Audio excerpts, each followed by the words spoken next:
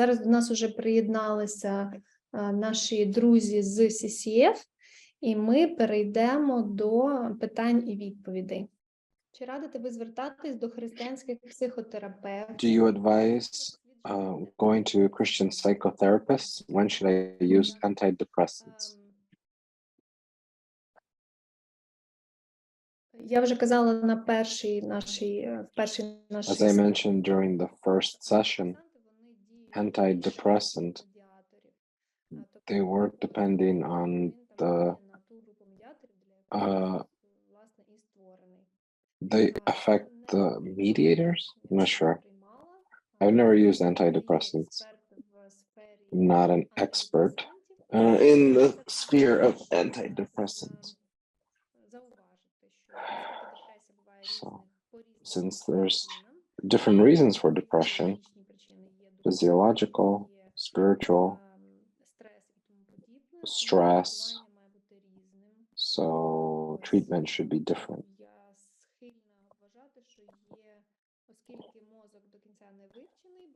Since the brain isn't studied in full, there's not a lot of volunteers who want to donate their brains to scientific study. Most of the pills that are developed, if you have seen, I'm not sure, side effects, how do you say that in Ukrainian? She remembered. Side effects for antidepressants. Oftentimes it says depression, right? The husband of my wife was in a coma. The husband of my sister, he was in a coma for 2 months. They're prescribing strong drugs to jumpstart his brain. My sister is a pharmacist. She was reading the instructions. And so she said, no, this is not gonna work well. So I was watching that. A lot of the medications, they would be against each other. So she's like, that doesn't make any sense. So when he came out of coma, there was only 1% that he was going to come out, and the prognosis didn't come true. He came out. So he showed him to a lot of doctors, and he said, oh, see, those medications really work. He didn't know that she didn't give it to him. So anyways,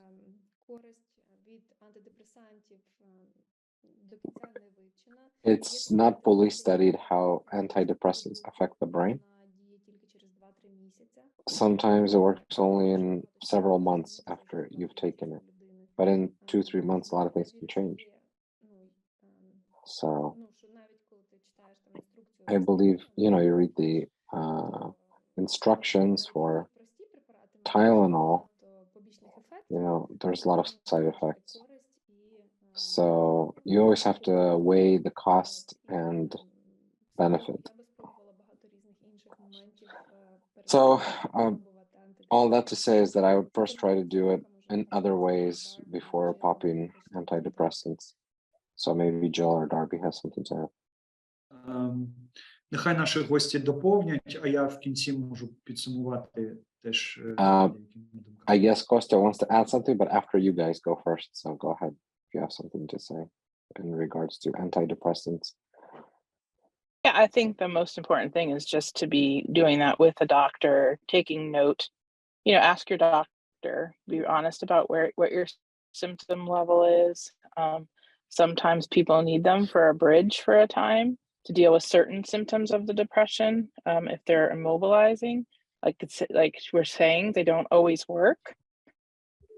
And they have a longer time to be effective. That doesn't mean in certain situations you wouldn't want to consult with your doctor and see if that would be a good thing for you. But you just want to be, whatever you do, you want to work on-ramp them and don't just stop taking of them in a certain way. So because they're just complex drugs and we don't understand them, just do it with a lot of advisement.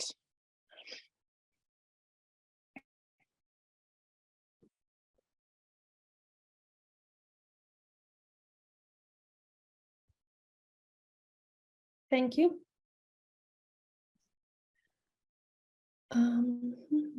Можна я доповню, да? Якщо I wanted to add a little bit. Декілька думок. A few of my thoughts. Як ми казали, що депресія We've said that depression може бути різною. can be different. І відносно цього не завжди So, антидепресанти, вони antidepressants aren't always suggested to be used. Antidepressant can stabilize condition. They can, take a person out of a certain state.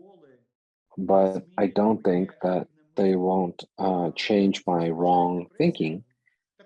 I mean, oftentimes, depression is caused by twisted thinking. Not always, but quite often, a person misinterprets events. I can illustrate that by saying, I have a friend, he's a Christian, he's a wrestler, he's an athlete. And he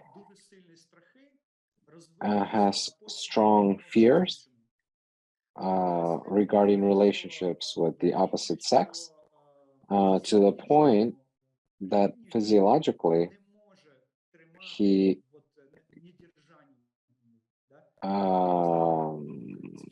gets ill and sick to the point where he has like this panic diarrhea. It's all nerves. So they gave him antidepressants, they prescribed for him to take them, and they helped him stabilize these symptoms. But his main problem is in his head. And the antidepressants aren't going to change the way he thinks. I think a biblical counselor needs to provide him with the truth that would set him free. Another example is a negative example. A person was prescribed antidepressants. He was an unbeliever.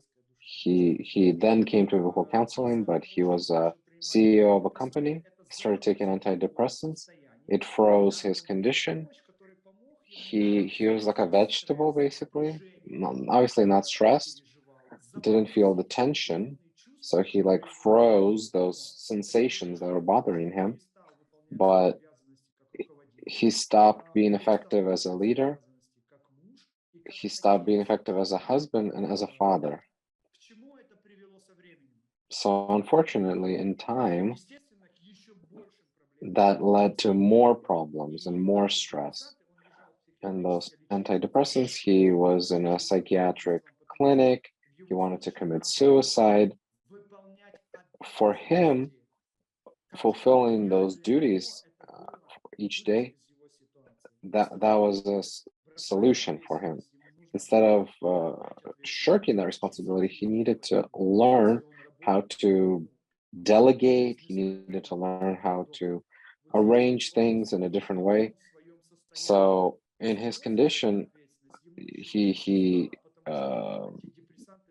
just made it worse because those antidepressants, they froze his emotional condition.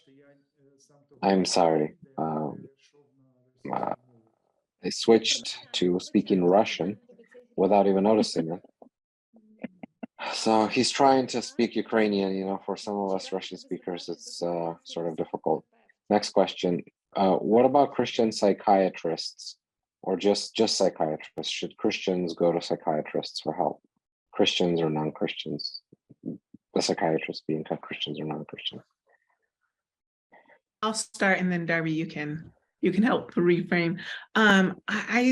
I think we look at psychiatry oftentimes, at least in our experience, or Julie, you're here too. Sorry, I didn't see you. Yeah, I think we look at psychiatry like we would look at any other medical doctor, right? We go and we can evaluate their help and know that there are times where we need their help. But it's always, I would say, to be evaluated on is that counsel wise and good for you? They're gonna be able to know things and know information about medicines that, you know, that could be a help to you, and know side effects and things like that. So that information isn't information for us to be scared of, but us being able to evaluate their knowledge through the Lord's wisdom, I think, is where the key of getting their help, and how to best use their help in a struggler's life. Julie, did you want to weigh in? I think Jill said it well, that it's what kind of resources and answers are we looking from a psychiatrist for? And when is the input and evaluation they give us helpful? And when is it missing valuable biblical worldview input? Which is the beauty of it. If you can find a Christian psychiatrist who works from a biblical worldview, then you kind of have both. But I think two things I find that psychiatrists are helpful with. Jill mentioned the first one, they are going to understand medication, certain things. So there's less trial and error versus being a general doctor. And the second is they tend to ask very precise questions. And they can sometimes get at understanding certain behaviors, person's strengths and weaknesses a little bit more quickly when things just don't seem to make sense to us. So I think about the time I had working with a person who was suffering narcolepsy, and it went the way to the narcolepsy, or a time I was working with someone who had obsessive compulsive. That was actually a personality disorder, which was a little different. So sometimes they have extensive experience that we lean on as well. And those are the two areas I've seen of great value. Дякую. У нас ще тут є питання на рахунок Thank you. трекерів. We have a question about trackers. Should all trackers be practiced immediately, or should we use trackers step by step? I think they need to be used. I think this refers to what she was talking about earlier in her presentation. So she said use, obviously you want to use all of them, but at the same time you don't want to overload yourself. So add new ones, don't deny using other ones. So these are good, healthy habits for you to cultivate. When you're depressed, you don't really have enthusiasm or don't feel a lot of energy. So it's important to start with little habits. Maybe you want to just read one psalm a day. Maybe you want to do a journal. That's the first tracker. You're marking your progress. This progress will motivate you to start the next tracker. So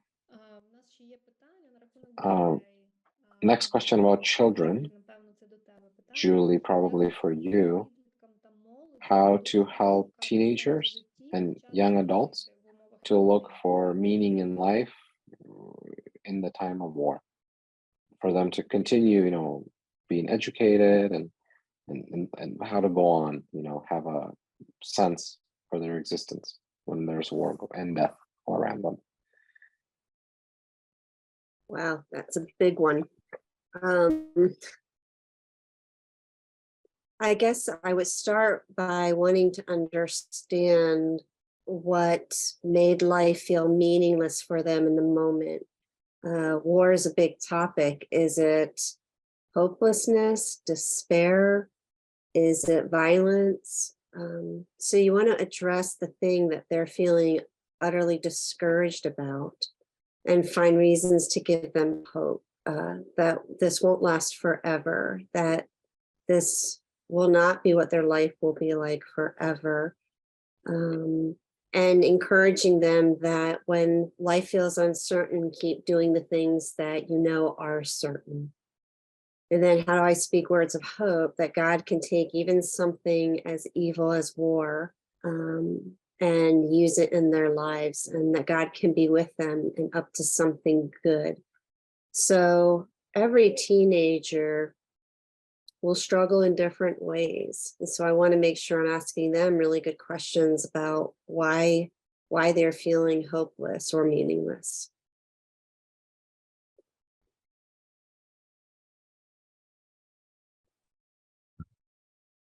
Дякую.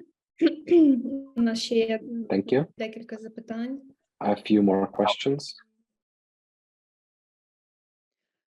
Півтора року не мала нормального For a year and a half, I didn't sleep very well. Started panic attacks after coronavirus. It has gotten worse. For 1 year, I've been taking antidepressants. My panic attacks are almost gone. I'm doing the steps that you said, but I struggle with anxiety. At night, I can wake up in fear. I look for reasons, but I can't find why I am experiencing this.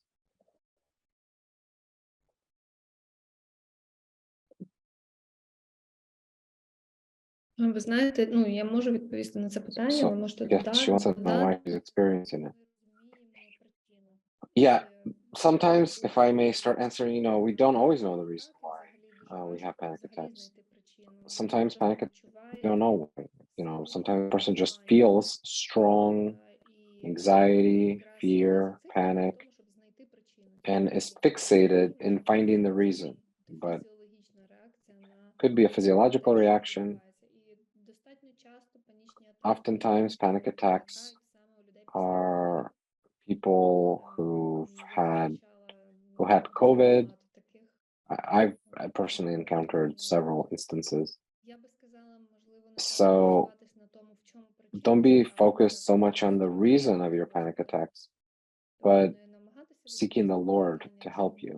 So don't try to find the reason why I have this strange condition, but just in this condition, accept that this is your stage in life. You need to seek the Lord. So again, there might not be a reason. One time there's a lady, she had panic attacks, she asked for help. She was preparing for a gallbladder removal. I told her maybe her panic attacks are physiologically related. When the gallbladder was removed, her panic attacks stopped. So it's not like she was afraid of the surgery. She thought maybe she was afraid of the surgery, but it was actually a physiological reason. So some reasons we don't know. We don't have a device that will tell us all the answers to our problems in life. But sometimes it's exacerbated by you not being able to find a reason. So instead of asking why, you should try and answer the question, how should I respond in a way that would be pleasing to God? So when this focus is removed, usually these conditions are easier to bear. At least that's my experience in counseling panic attack cases. The less you're focused on this panic attack and more on the Lord, and that you are living in his presence, that you're serving him and others, you accept that something's happening that you don't understand, the intensity of these attacks goes down. That's my experience. So if you have something to add, please.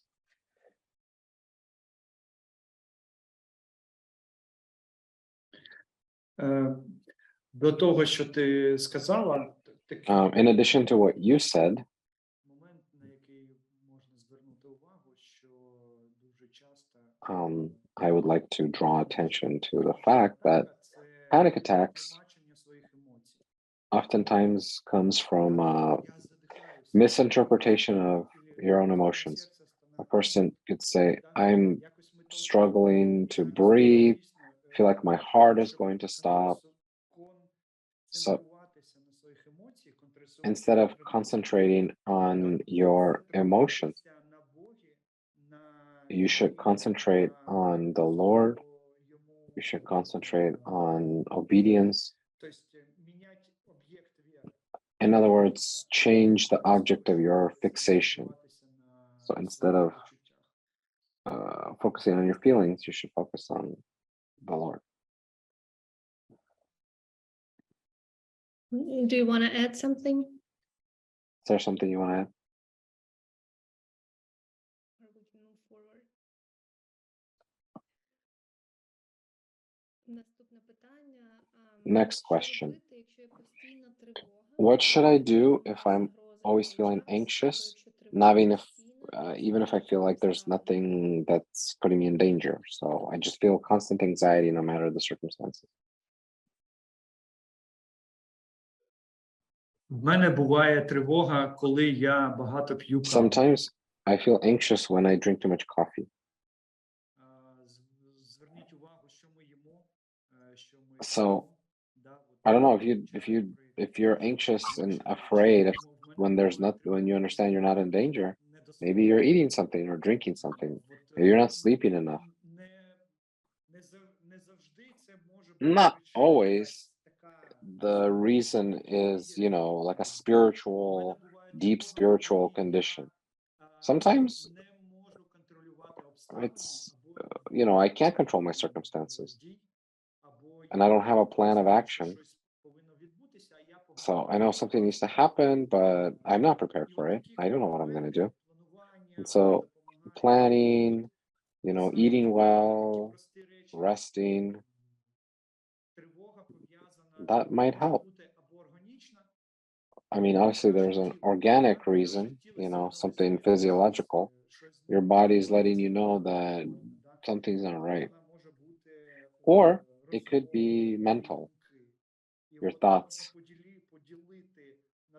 So, if you separate those two things and then you try to deal with it from one side and then the other side, it's, I don't know, just a practical step to start addressing this issue in order to better understand it.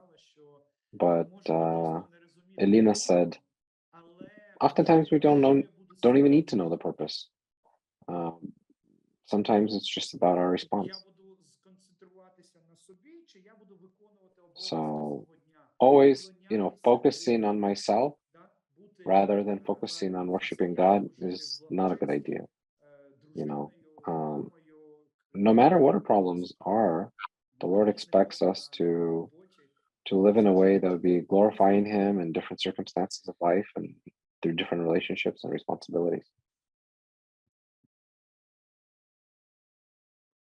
Yeah, I would just add that Scripture is very kind to us because it's always telling us not to be afraid, but because it just knows as human creatures living in this fallen world, there is so much to be afraid of. Whatever we love in this world is threatened, right? And so, if I worry for my children, when they start driving, or there's all sorts of things that we value that are good to value. And I think just thinking about it is every time we hear the Lord telling us not to be afraid, He attaches this beautiful promise to it. And it's typically that He is with us, right? And so I think that's just what everyone's trying to get at, is saying, fear is a thing. It's part of our human fallen condition. And how do we lean into the promises of the Lord for us in those unique moments? What does it mean for the Lord to be with us? And His word is sweet to us. It gives us lots of promises to count on in those moments. I think sometimes too, we can be overwhelmed with life, and that will create anxiety. And we can't point to one thing we're anxious about. It can be the stress of the war, it can be work, it can be worry about a relationship in our lives. And multiple things are weighing on us that produces a generalized anxiety. And we can't always name it, so we don't know what we're praying about or asking God to help with. But that goes back to what Darby said, that God's presence is always the answer, even when we can't point to what is making us anxious. We know we can ask him to enter in and comfort us and help us to trust him with the details of our lives. Yeah.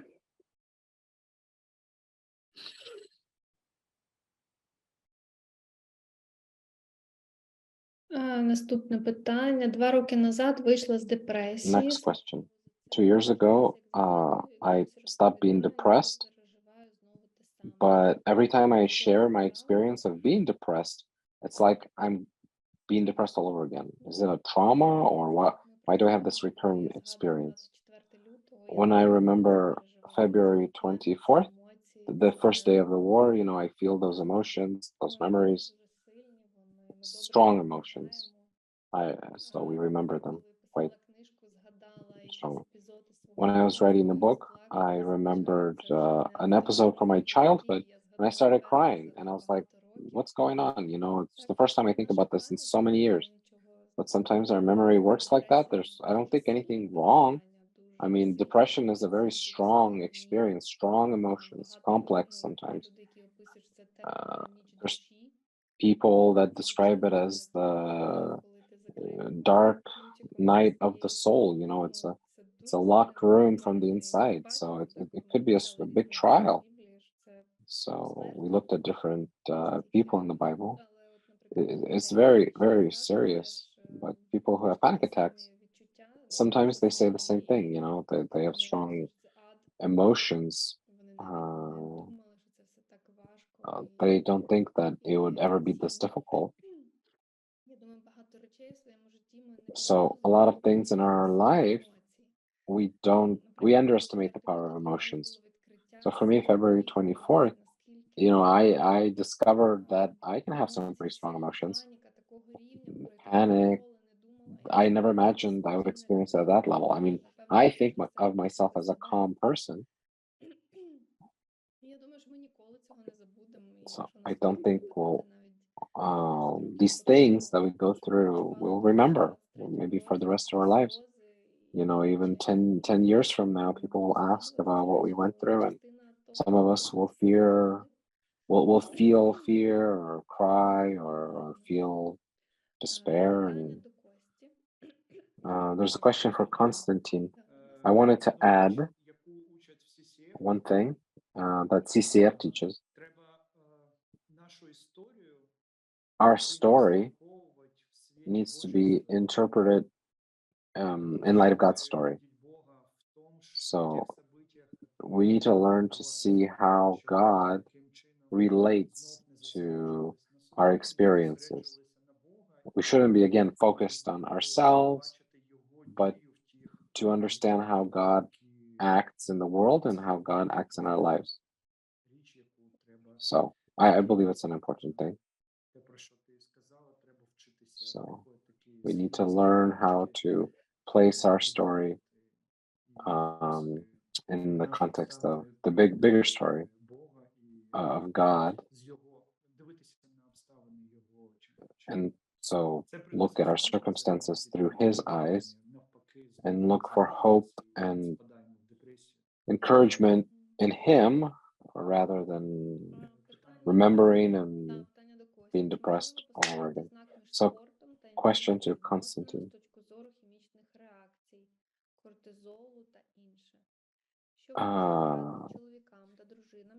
To men and women who have physical intimacy issues, because of the war, I guess so they're also asked about a course about family relations.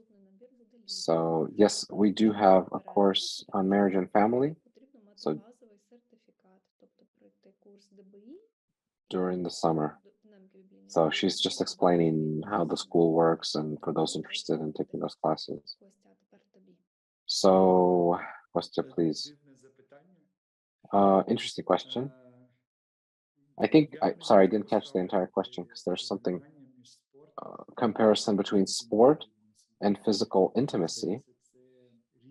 I think the question was, can we equate sport and physical intimacy in terms of the response of our bodies or something like that? So cortisol, I'm not sure. Що ви можете порадити чоловікам та дружинам, які під час війни отримали What проблеми can you advise to people who during the war are having problems in the physical intimacy коли ми sphere of their працюємо relationship? з військовими, So when we work with soldiers, часто повертаються з війни, they return back from the war хисту and до полових відносин. they don't have physical desires for physical І intimacy. часто жінки And починають wives підозрювати своїх чоловіків, start що suspecting them of affairs такі думки. or something like that. Коли людина переживає стрес, When a person is immensely багато stressed, смерті, він when a чує person is вже constantly around death, його друзі, when the person constantly gets sad news, he loses friends, ми можемо that can affect втрачати um, бажання. Це physical or нормальна, sexual desires. реакція на такі жахливі It's a normal reaction to undergoing that stress. So that needs to be understood, even when you're not a soldier. I mean, if you have undergone some serious stress, Про це треба розмовляти. so you need to talk about it, you need to communicate, you need to be sensitive and patient if you're on that end of it to your husband or wife. But again, you need to communicate, you need to Якщо ви можете порадити, talk. ну я би такий дав коментар. So Може, щось that's my додасте. maybe somebody else has something else to add. Пам'ятаєте про те, що коли стрес When відключається, you're всі stressed, вторинні функції you know, організму. secondary functions of organisms sometimes shut down. Наші всі сили Our body на виживання. directs Якщо людина рік була all в війні, або things, рік була resources for survival. If the person, you know, had this fight or flight condition for a very extended period of time, then the secondary things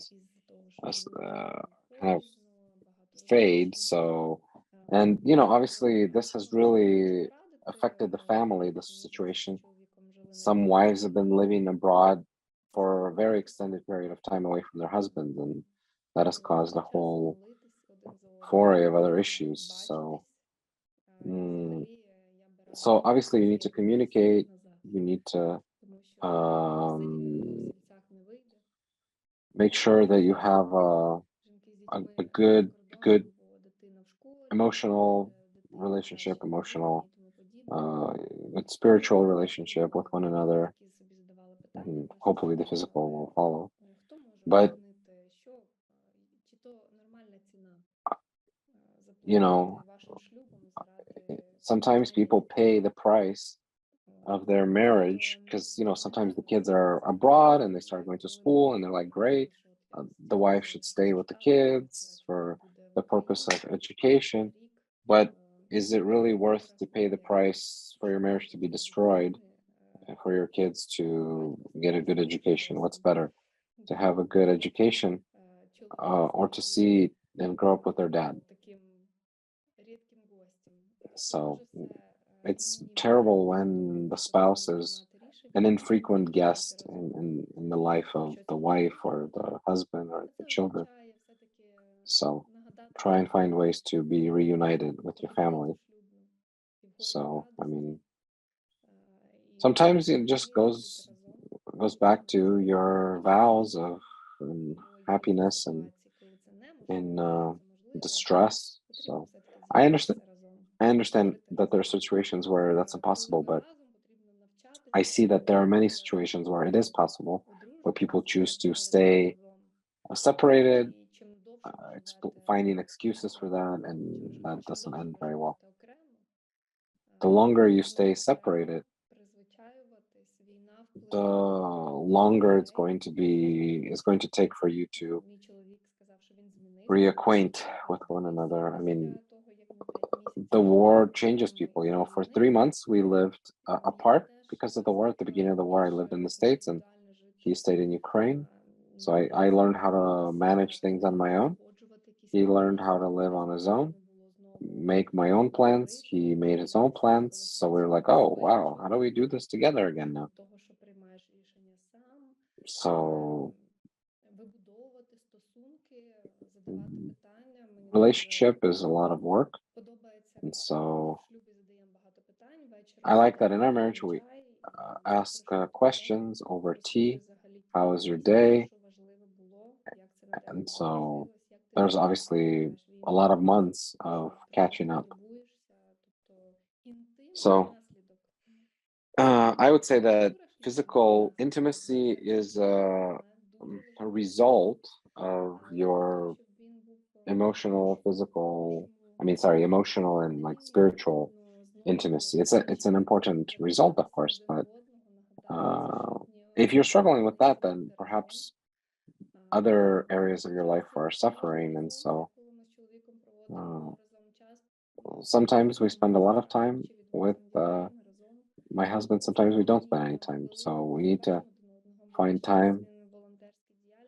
So he's doing a lot of volunteer work. I'm doing a lot of ministry over here. So that is a priority. Your marriage should be a priority. So if you're living separated from your spouse, you should find ways to reunite. So I see there's been a lot of harm in that for many families. Want to add something for this topic?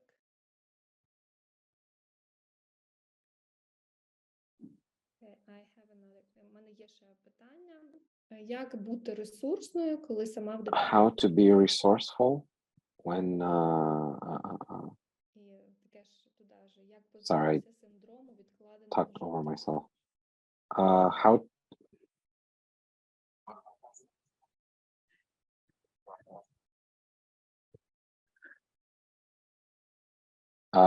can you repeat the question? I missed the first word in the first sentence, and so Аліна, почула?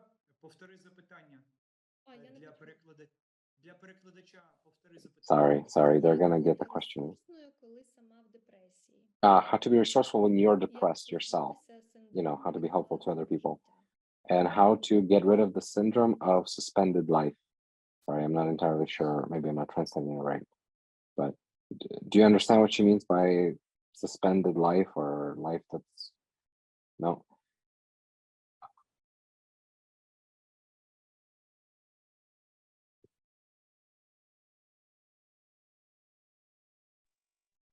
So are they asking how to help yourself through a depression? No, they're asking how to help Or others, how how to to be help a friend? I didn't resourceful, I guess quite. they said. How to be resourceful for others, how to be useful for others. I think one thing we often forget to do is just to be an encourager. The Bible talks a lot about encouragement, and when someone's depressed, you can do that in practical ways. Show up to help take off the load of some of their work and their responsibilities. You can also do it like spiritually. Other people really need to suppress. Person needs to borrow your hope. Like, I know you don't see the Lord in this, but I see the Lord, and I believe the Lord's going to show up for you. You got out of bed and showered every day, and that's huge. So I think we just want to, again, we're celebrating small steps of obedience, small ways that I think it's sweet to be an encourager. When you're depressed, it's hard to locate hope, it's hard to maintain hope, and it's easy to think, why bother? So if you're cheering somebody on, I think that can be a sweet way.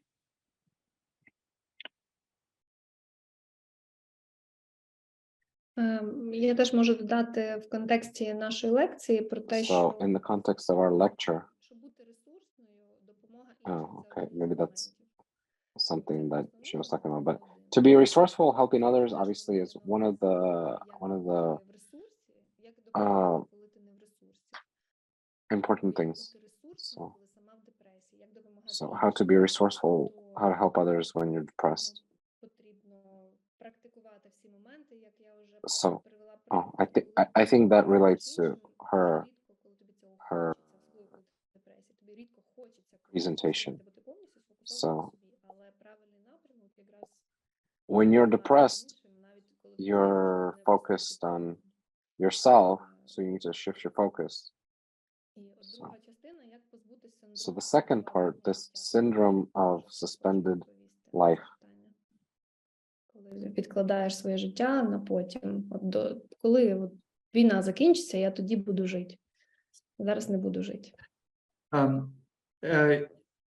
Таке визначення може бути. Синдром The syndrome of suspended life is when I stop living for today, but I'm expecting the end of the war.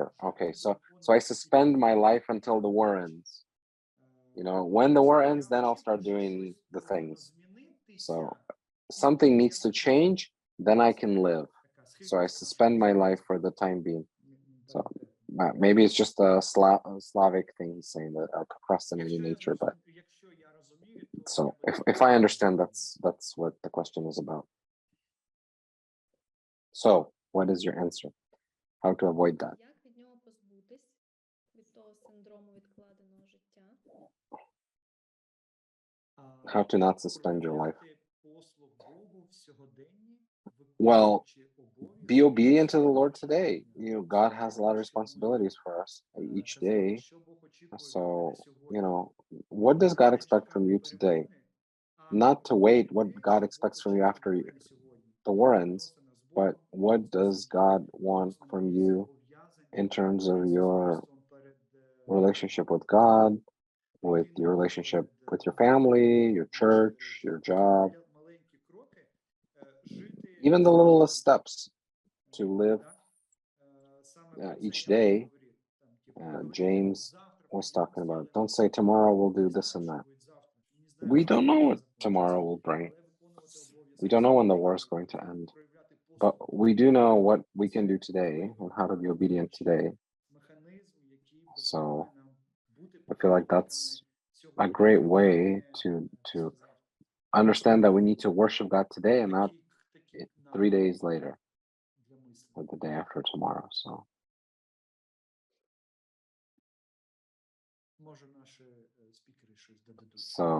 maybe you guys have something to add.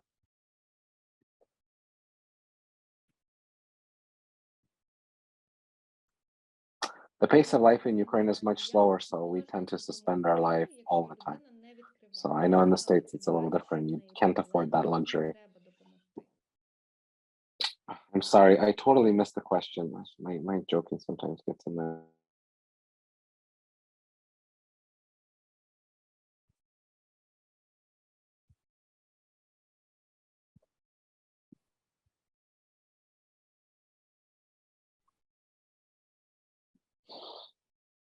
Елена, ти почула? Ще раз питання задай. В тебе, мабуть, нема синхрон, не включений. У мене нема, не включений. Да. Окей. Ніколай просить ще раз повторити питання, тому що він закінчував переклад того, що я казав.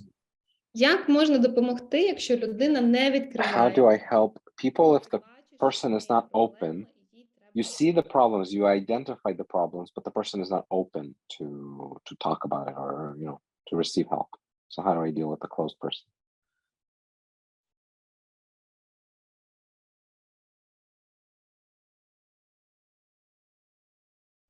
No one's talking, so I'll jump in.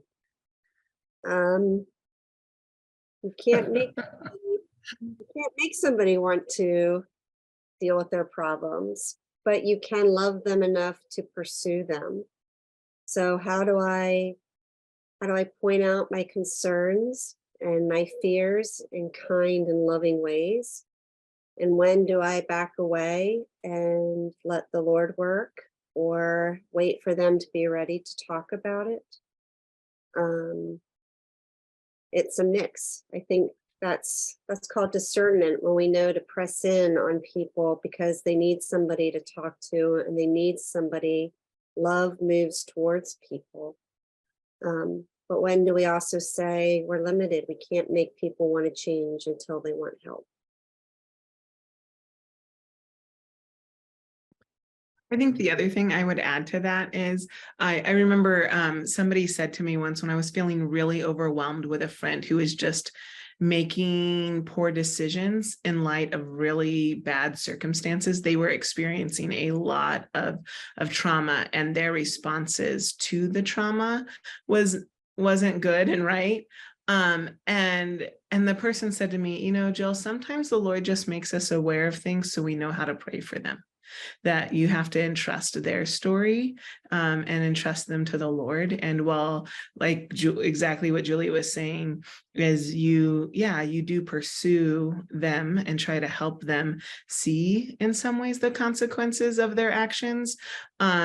And sadly, right, we all could probably give our own personal testimony of times where that hasn't helped, right? I've ignored many a wise counsel in my life, if I'm honest.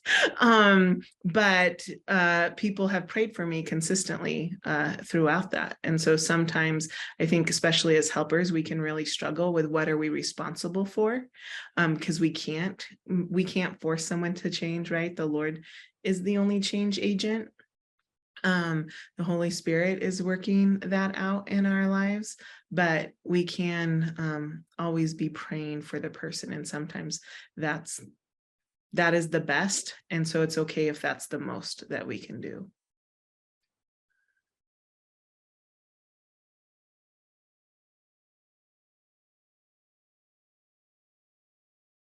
Дякую. Thank you. Дуже багато питань, не знаю, які з них вибрати. There's a lot of questions. I don't even know which one I should pick. Питання скоріше до пастора Костянтина. So probably to Constantine. У церкві статус консультанта. Чи можна Is it important to have a status of a biblical counselor in the church? Have a ministry like that in the church, or should I just serve? Well, what does the Bible say?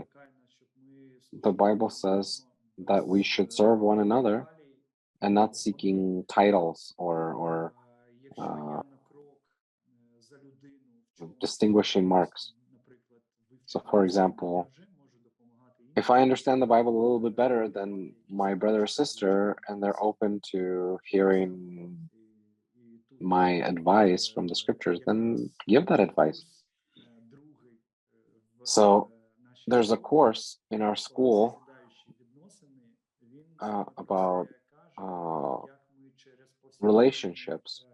Talks about how in our just everyday conversations we can help people and provide good counsel. You don't need to have a title and an office in the church to have that ministry.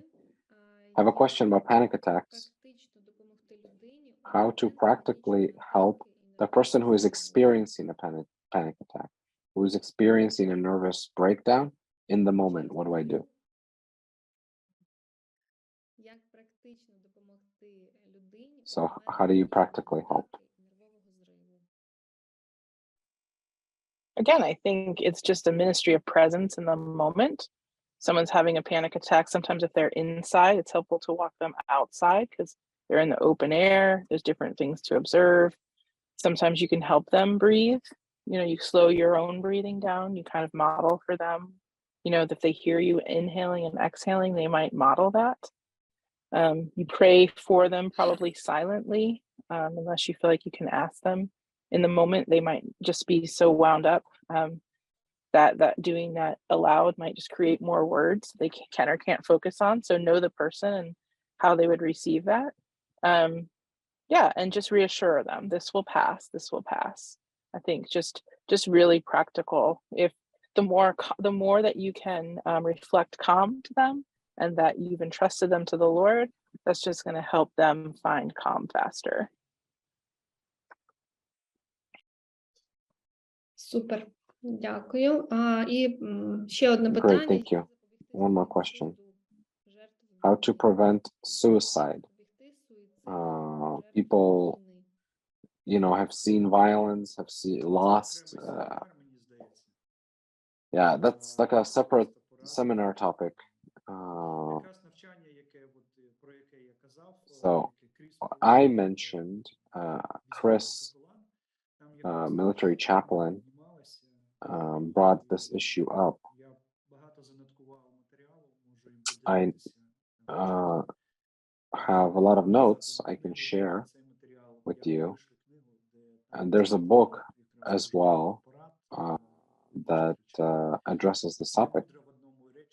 So I don't think it's a one sentence question that, you know, you can grab that one sentence and think you have a solution to all the problems. I don't think that that's how it works. So if you need more help, I know how to get you that help. So regarding the panic attacks though, if the person allows you to hug them,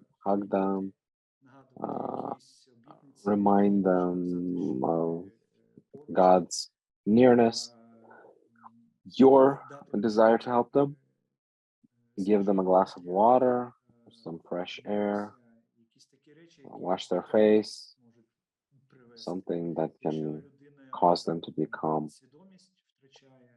If the person is losing consciousness, some smelling salts or something, is that what it's called? Something that brings them back to consciousness. So be near, you know, that's the most important part, and just let them know that they're not alone, that you're going through this with them. Дуже дякую. Дуже дякую нашим спікерам. Thank you to our speakers. So if you enjoyed this session, if it was edifying to you, send a heart, give us a like. Thank you, Jill, Julie, Darby, Kostya. Thank you for dedicating this time to serve us in this way. This is obviously a time of great trial, but you guys are coming alongside with us. We appreciate you being near. We love you. We love CCF. Thank you that we had these 4 meetings by God's grace. Kostya, did you want to say something? I see you raising your hand. Yes, of course. I think you wanted to do this, but don't want to interrupt, but I want to thank our team, everyone who's been helping organize this. Our administrator, Dina, has done a great job in terms of all the technical issues. Really thankful to Maxim for technical support.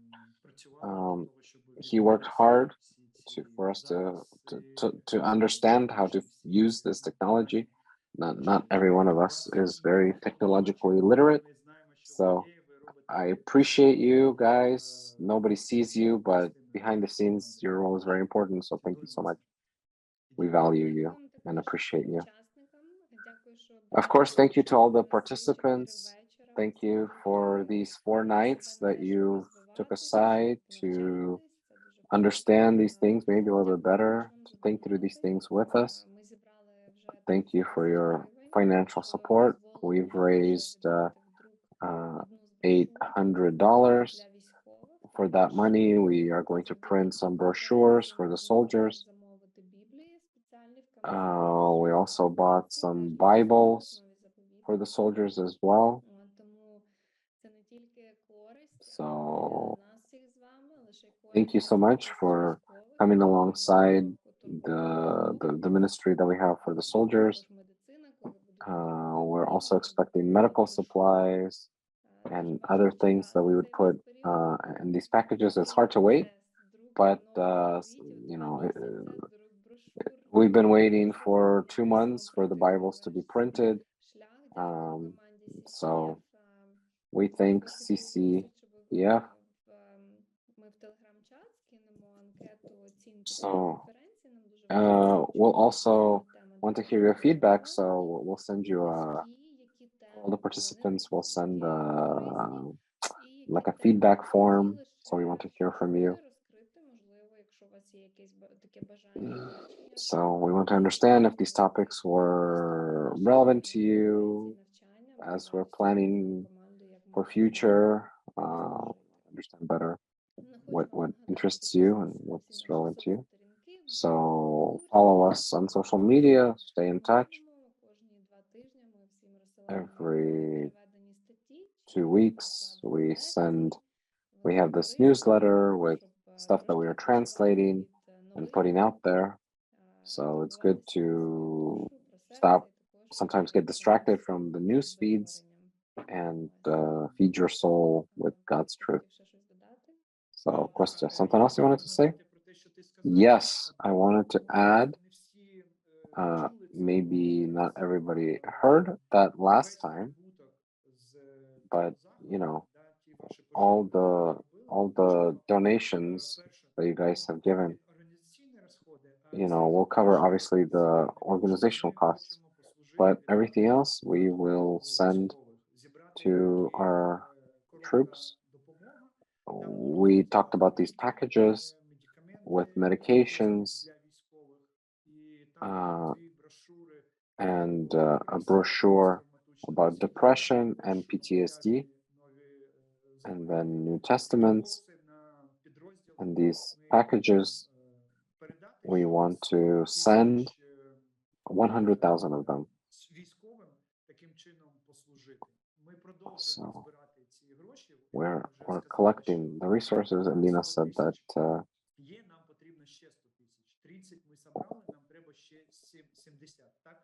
we collected 30,000 hryvnia, which is $800. We need to collect I think in total about 3,000 or over 3,000, so $3,000. So don't suspend this till the end of the war, because there will be no need for that then, but now is the time. So don't, if you want to help, then take advantage of this opportunity to support these people.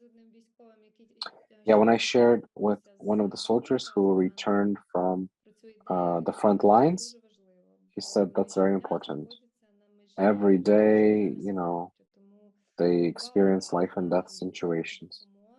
So spiritual help, attention, you know, they really care that people support them, and the reminder that God cares.